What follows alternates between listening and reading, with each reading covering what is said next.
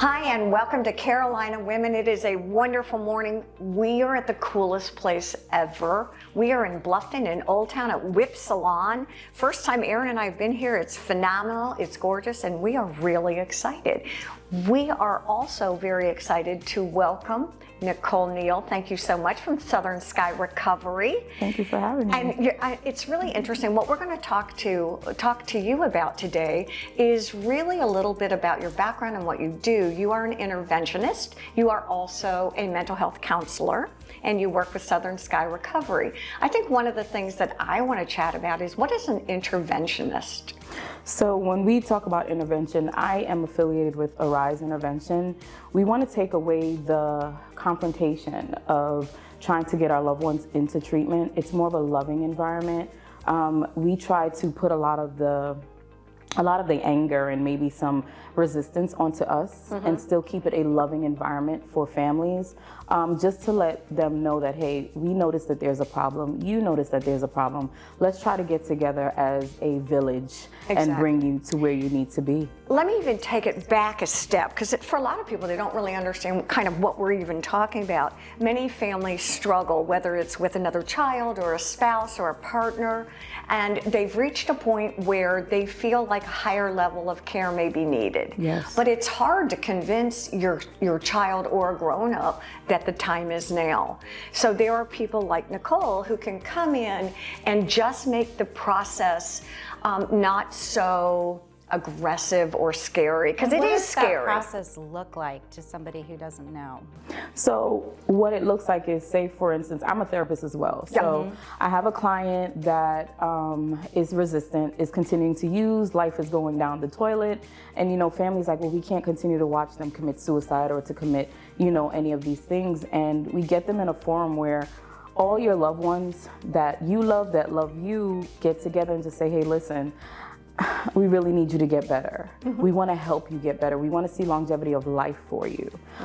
We don't get anyone in there that's going to cause like an argument. We're not going to get anyone in there that's going to cause the client to say, no, I don't want this. This is not it.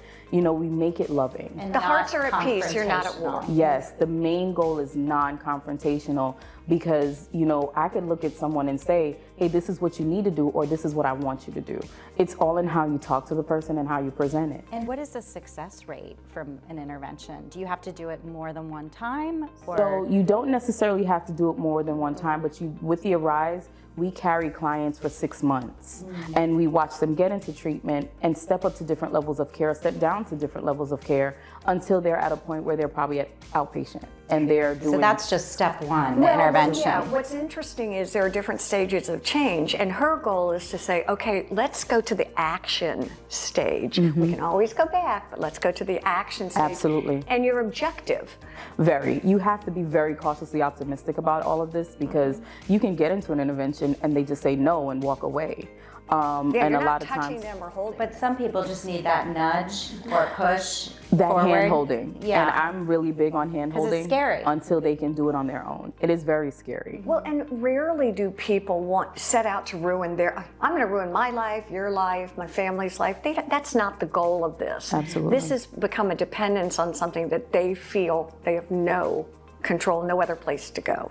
And it's almost like watching a toddler try to learn how to walk. It is. And then, you see cars coming across the road, you want to hold their hand. And this is what the drugs and alcohol does. It's running across the road and they're blindfolded. So you have to hold their hands until they are able to take their vision. Right. You're safe is what it looks like, Erin. You're safe. And Doesn't learning feel coping safe. skills to do so. Exactly. Yes. If people are interested in contacting Southern Sky or you to really even talk about it, there's no obligation. It's really just to open the discussion.